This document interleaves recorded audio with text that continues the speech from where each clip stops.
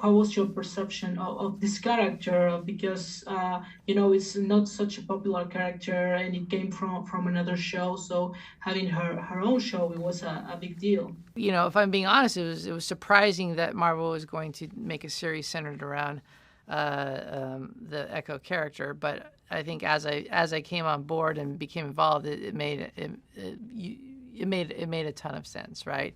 So Alakwa Cox, who plays Echo, she just exudes this natural sort of talent and ability and charisma and badassery, just in the way she carries herself. And so, she has, in my opinion, she's the complete package. I agree completely. And she comes from Hawkeye, which was an action-packed show, but it had such a family-friendly tone. But this is completely different. This show feels tough, feels really grounded. How was managing that change on the tone? I think that's where Marvel really gave us a lot of creative freedom. For myself, one of the things I loved about Hawkeye was the fact that Maya Lopez was a villain, and I didn't want to shy away from that. And in having the conversation with them, their response was like, "Hey, let's lean into that. Let's go down that rabbit hole. Let's see if we can push the envelope." And also we wanted to shy away. We didn't want to shy away from the circumstances of Maya's background, which is that she's a top-ranking lieutenant in Kingpin's army. So you were saying this series has a lot of background of the past of Maya, and I think it's really interesting how you all choose to mix the past and the present. How was mixing that into the narrative?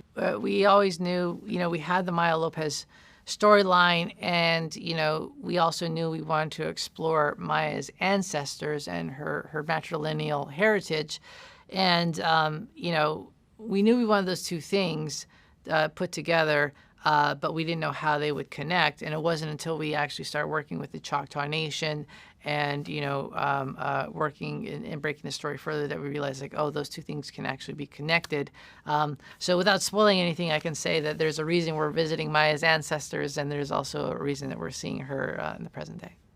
I wanted to know if you took any inspiration from any action film, from anything that you've seen, because it feels I don't know, like you're watching I would say something like boxing movies and all that. You're following the character, but at the same time you have this huge open scenes. So it's really crazy how you work on the action scenes. We wanted to be able to tell a story from Maya's perspective, and all things stem from story, right? So one of the things that was important for myself is that I wanted to be able to put the audience in Maya Lopez's shoes, right? And in the first episode, there's a fight sequence that is 6 minutes. It's one shot. It's a conceptual oneer. And what I loved about that scene on the page is that Maya Lopez entered that scene as a teenage girl, but she left the scene as a cold-blooded killer. That lent itself to us shooting as a oneer. I wanted the audience to be able to see that transformation happen in real time with the character. We knew it was ambitious going in. We didn't have the luxury of something like a feature film, which can have weeks or months of rehearsal. But we knew it was a big swing, and we wanted to take it. I was working with Alakwa to create those scenes when you want to put the audience into her shoes. Yeah, I think some of that came in via sound design, or in this case, the absence of sound, right? And I think that was one of the great things that came about from just working with our Choctaw, in working with our deaf experts and consultants, was just learning about the deaf experience. And one of the things that I wanted to do was also try to put the audience in the perspective of Maya Lopez and experiencing things as she might be doing so. And so that really was where the creation of what we call the deaf POV kind of came from. And of course, this show is all about Echo, all about Maya, but we have another great character that it is Kingpin, Wilson Fisk.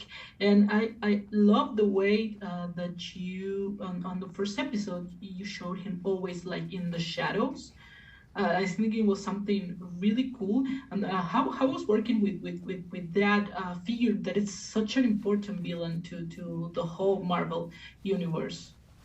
Yeah, it's interesting because we always talked about in the writers' room how Kingpin's superpower isn't his strength; it's his intellect, right? Yeah. And it's his ability to manipulate people, to get inside people's heads.